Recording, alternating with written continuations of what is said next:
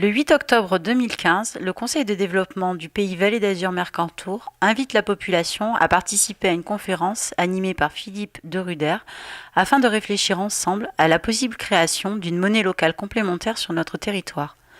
Philippe Deruder est l'auteur d'un livre, Les monnaies locales complémentaires, pourquoi, comment. Nous avons donc profité de sa présence à Puget-Théniers pour envoyer nos jeunes reporters du Media Lab, Margot et Carla, qui mènent l'enquête pour comprendre ce qu'est une monnaie locale complémentaire. Mesdemoiselles du Media Lab, on a le plaisir d'avoir Philippe Deruder avec nous. Je crois que vous avez quelques questions à lui poser. Oui, nous nous sommes beaucoup posé de questions sur les nouvelles monnaies. Et la première question qui me paraît importante, est-ce que c'est vous qui avez eu l'idée d'en créer une nouvelle? Oh non, non, c'est pas moi.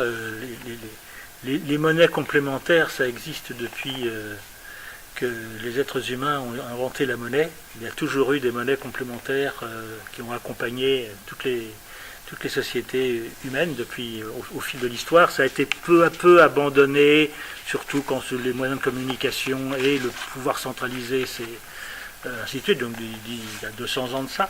Mais ça renaît seulement depuis la première grande crise économique dans les années 1929. Et donc c'est quelque chose qui a existé de tout temps et qu'on est en train de faire revivre. Donc vous jouez plutôt le rôle du messager?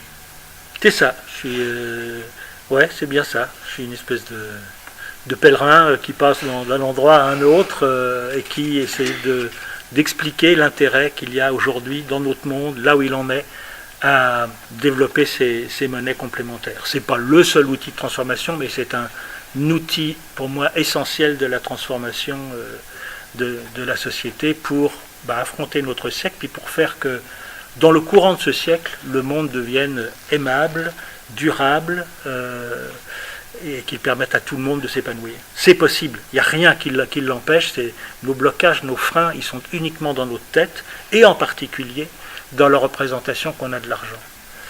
Parce que l'argent, en règle générale, et ça c'est entretenu dans l'autre pensée, on a l'impression que l'argent est rare et que c'est difficile d'en avoir.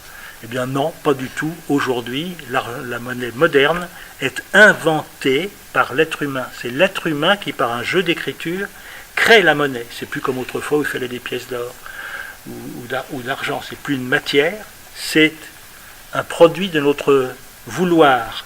Alors la seule chose qu'il faut remettre en place après, mais qui a la possibilité d'émettre la monnaie?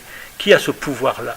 Or ce pouvoir justement échappe au peuple, c'est une toute petite clique, c'est le monde des banques qui ont ce pouvoir aujourd'hui, et c'est quelque chose, à mon sens, de tout à fait illégitime et qui empêche les peuples aujourd'hui de vivre en paix et dans la suffisance pour pouvoir mener leur existence. C'est le jour 1 de notre monnaie, une monnaie locale, d'ici et colorée. Mais savez-vous vraiment ce que c'est cette monnaie?